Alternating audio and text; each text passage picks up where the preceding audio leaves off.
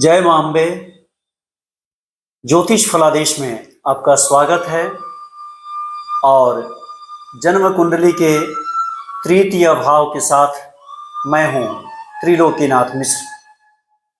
आप जानते हैं, इसके पूर्व में मैंने लग्न भाव और द्वितीय भाव का विश्लेषण किया था, और आज प्रस्तुत है तृतीय भाव से हम क्या जानते हैं, क्या देखते हैं। कुंडली का जो तृतीय भाव होता है उसका वही स्थान है जो मनुष्य के शरीर में आत्मा का स्थान है।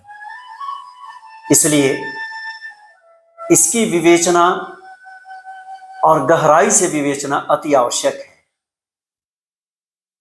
कुंडली के तृतीय भाव में हम यह जानते हैं कि मनुष्य का पराक्रम क्या है। उसको पराक्रम भाव के नाम से भी हम जानते हैं। जातक के भाई बंधु, गोतिया,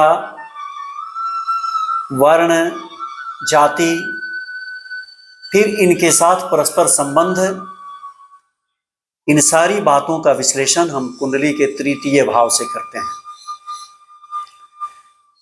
और तृतीय भाव में जो ग्रह बैठा रहता है उसकी सीधी दृष्टि, प्रत्यक्ष दृष्टि कुंडली के भाग्य भाव अर्थात नवम भाव पर पड़ती है। तो हम भाग्य की विवेचना भी जब हम करते हैं तो उसमें तृतीय भाव का सहयोग हमें प्राप्त होता है। इसके साथ ही व्यक्ति की दृष्टि, नेत्र, कान, ये गला, गर्दन, इन सब की बनावट और इनमें उत्पन्न विकारों का विश्लेषण, वर्णन हम इसी भाव से करते हैं। व्यक्ति की दशा अनुसार भाग्योन्नति कैसे होगी, किस समय होगी, इसकी विवेचना भी हम तृतीय भाव से ही करते हैं। कुंडली के तृतीय भाव की जब विवेचना करनी हो तो उस भाव में बैठी राशि, फिर उसके स्वामी और लग्नेश से उनका संबंध कैसा है, उनकी ग्रह मैत्री कैसी है, मित्र हैं, अति मित्र हैं, शत्रु हैं या फिर सम हैं, इसके आधार पर हम कुंडली का फलादेश करते हैं। इसके साथ ही हम शारीरिक बनावट, शरीर की अस्थियां, हड्डी, दास दासियां और लोगों के साथ मैत्री संबंध, मित्रवत संबंध,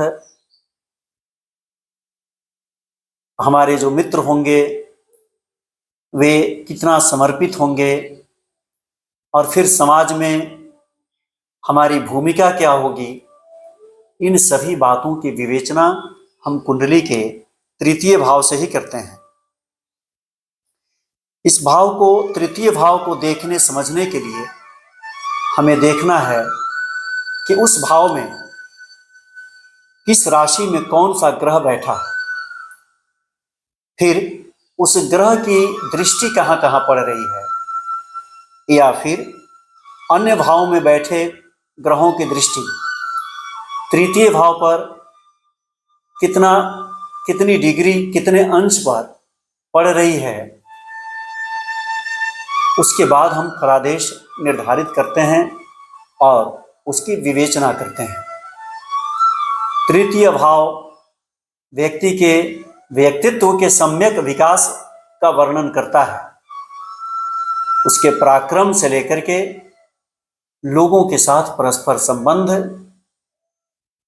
प्रसिद्धि, इन सभी बातों की विवेचना हम कुंडली के तृतीय भाव से ही करते हैं।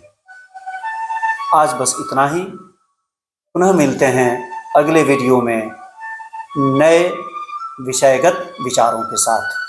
वंदे मातरम।